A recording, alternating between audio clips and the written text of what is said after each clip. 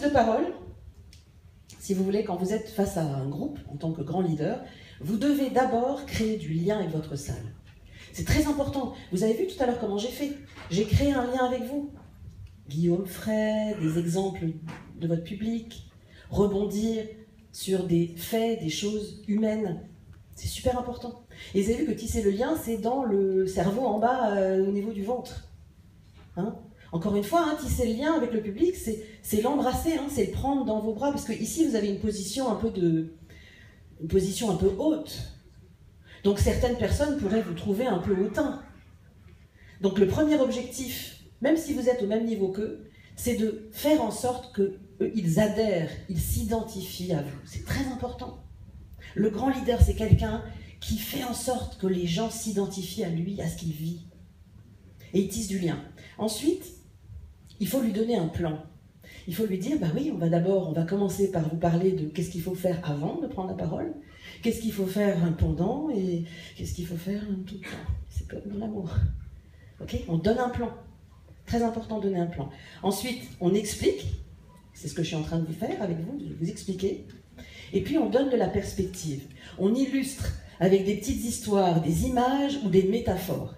Donc, ça peut vous arriver parfois de n'avoir absolument rien derrière vous. Hein? À qui ça arrive parfois de prendre la parole et de n'avoir aucun PowerPoint, pas de prédit, rien du tout. Voilà. Donc, si vous faites ça, pensez à une petite histoire. Une histoire de vie qui va traduire, en fait, le point clé. Un peu comme un travelling arrière, vous savez, avec la caméra, sur la fable de La Fontaine. Vous voyez ? La fable de La Fontaine, hein ? La cigale et la fourmi, par exemple. Hein? Vous avez bien dansé, ben, chantez maintenant. Ok. Donc, il faut qu'il y ait un point clé, et c'est ça un keynote, c'est un point clé qu'on va retenir. Okay. Et puis, ne quittez jamais votre salle sans l'avoir remercié chaleureusement. Et remercier une salle, ça ne veut pas dire merci. Comme ouvrir et tisser du lien avec une salle, ça ne veut pas dire « Hello, moi je m'appelle Christine Morley, j'ai 53 ans. » Il y a un grand orateur que j'apprécie particulièrement, Jeffrey Gitomer, vous devez pour certains le connaître, c'est lui qui est à l'origine du Petit Livre Rouge de la Vente. Petit Livre Rouge de la Vente, Jeffrey Gitomer. Et lui, en fait, il nous montre, il arrive sur scène et il dit « Bonjour, j'ai 53 ans, machin. » Et il dit comme ça, il regarde sa salle et il dit « Who gives a shit ?» Tout le monde s'en fout. Vous devez vous en moquer comment vous vous appelez. Le public s'en souviendra à travers ce que vous avez fait ressentir à votre public.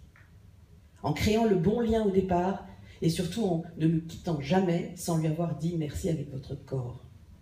Et avec votre cœur, surtout. Soignez la structure. La structure, c'est comme un sandwich. Vous avez déjà vu un